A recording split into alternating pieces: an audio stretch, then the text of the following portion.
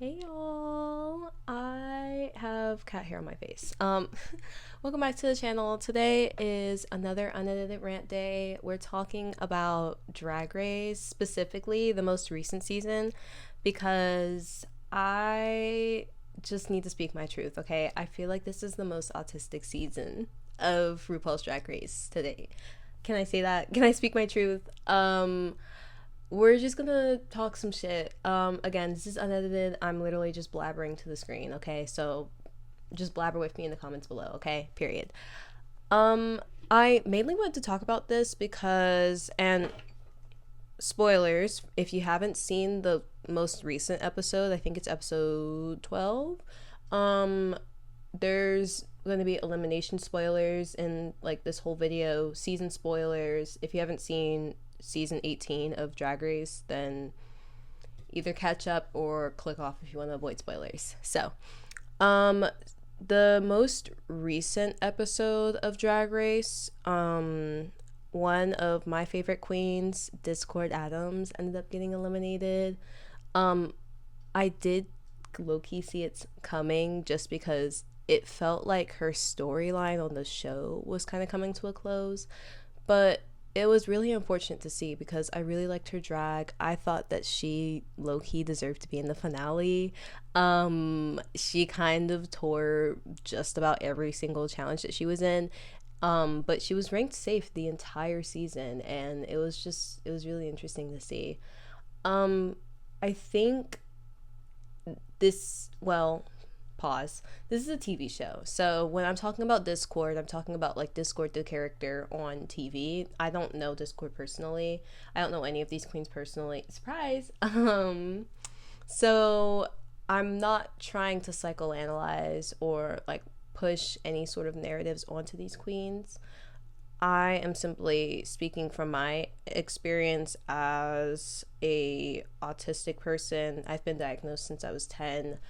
I have a lot of experience being neurodivergent and being ostracized, being tokenized, being put on the pedestal and then knocked off the pedestal, and all the things in all sorts of different settings. So,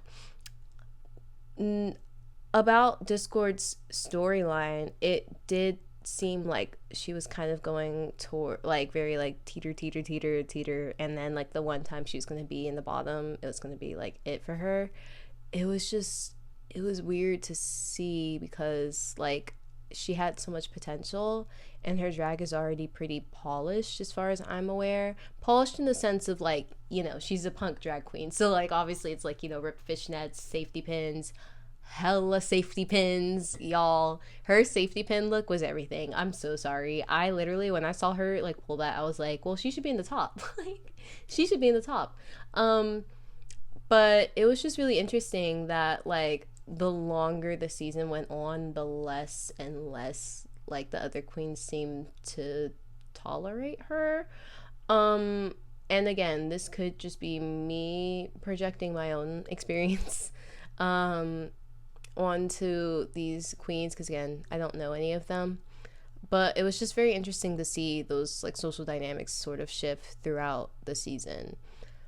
I will say after safety pin gate as well that it felt it was very interesting because she didn't technically go against the rules, but I think because she was so like confident in herself that the other girls saw that and were like, oh, we didn't think of that, so now we're mad and we're going to call her out on the main stage. But then it was funny because she ended up not getting eliminated for it or even ended up in the bottom. I think she ended up being safe in that episode too.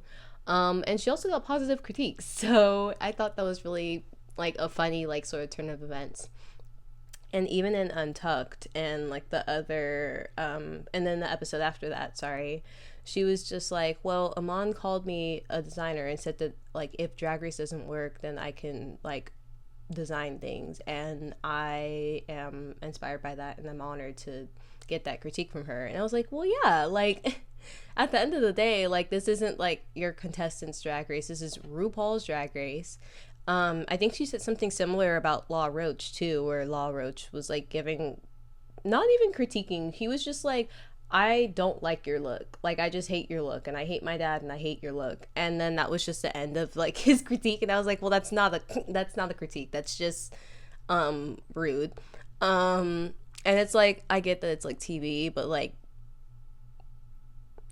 personally, like if I'm on a TV show and I'm a professional stylist, I would like to like carry myself in a more professional way, and give more professional sounding critiques because I'm a professional. But again, I'm not Law Roach. I clearly go about my life and the way that I talk to people in a very different way than he does. So, Law Roach made his decision to not give any real constructive critique to Discord, and Discord talked about that in an interview. I think it got released either today, Sunday, as I'm recording this, or it might have been yesterday. I don't remember. But Discord was just like, yeah, like, I really don't give a shit. Even like when she was giving me, not she, when Law Roach was giving her like positive critiques, like she was literally like, I don't care, because like she was just so fucking rude to the rest of the queens, and like just didn't offer really any constructive criticism. So I don't really have a lot of respect for her.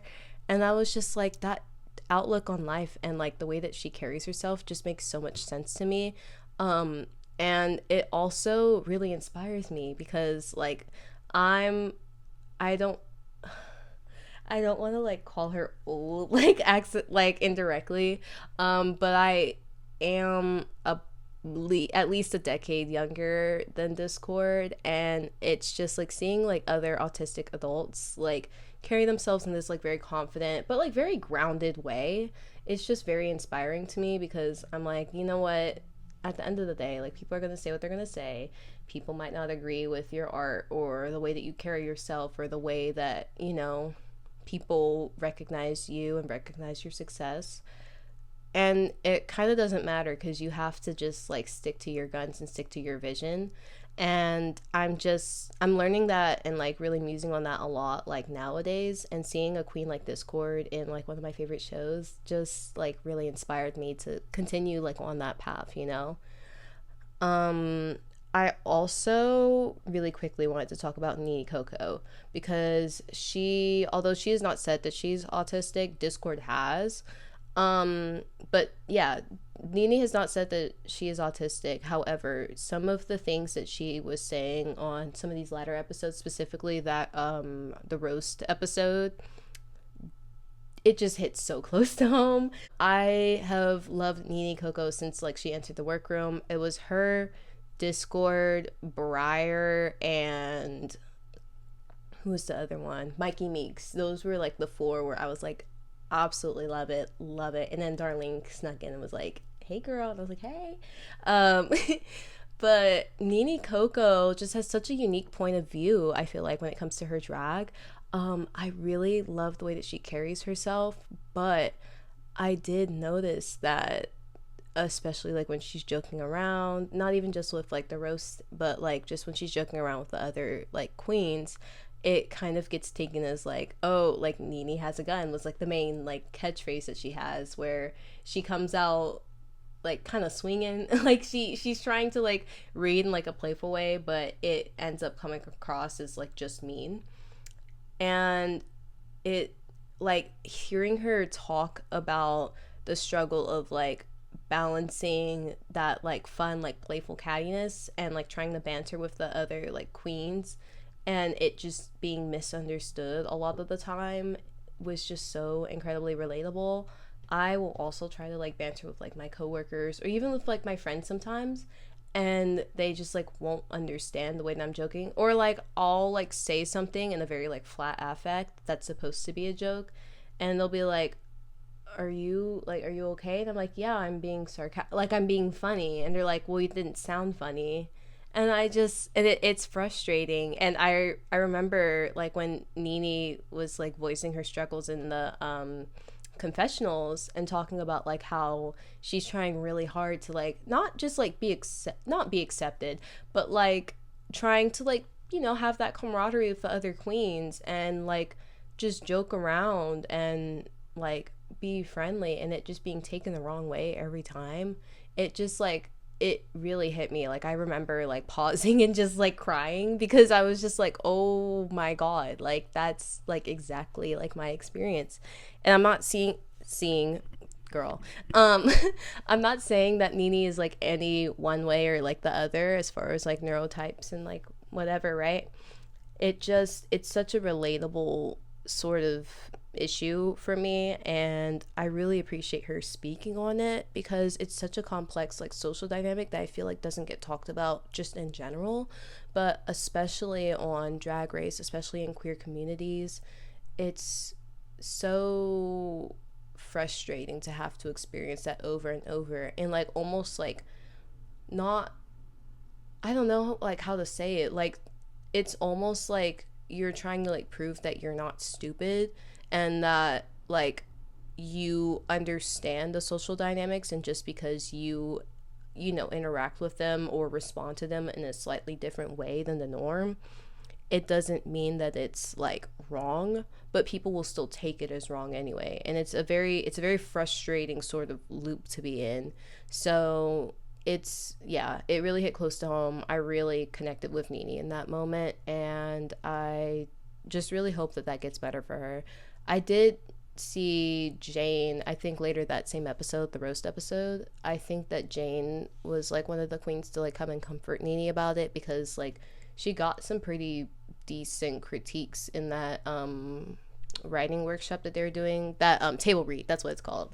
um and it was just, it was really heartbreaking because you could tell that it really got to her. And you know, it's difficult because you try one thing, you move to another thing, and you keep trying to tweak the way that you communicate and the way that you carry yourself and the way that you know interact with people. And if like it keeps getting rejected, or like, oh, it's wrong in this way or it's wrong in that way, it's like, what else do you want me to do? Like, it's like it's really really difficult. So yeah, just really connected with Nene there. Also wanted to talk about, just really quickly, like other queens that I really related to on this season, because again, like this is low-key like the autism speaks season. I hope that's okay to say. I really saw a lot of myself in Briar. I think that Briar is so funny, so freaking cool. I just, oh my god, she's everything. She's so gorgeous too. Same with Sierra. I like her like kind of ooky spooky cookie. Like I just think that she's really fun. She also seems like such a sweetheart. Like I would really enjoy an oat milk latte with her. I think that going for like an oat milk latte and talking about like socialism would like heal something in me, like when I like talking with her. I don't know. Girl, my coffee ran out. I'm tired. Um and then last up on my list was Athena. I did see a lot of myself in Athena. I don't know if it's just because she's corny or like if she's like actually like maybe a little on the spectrum. I'm not sure. But I did really enjoy seeing Athena on Drag Race, and I would love to get like something signed by her because I think she's really cool. Um, yeah, that's it, guys. Bye.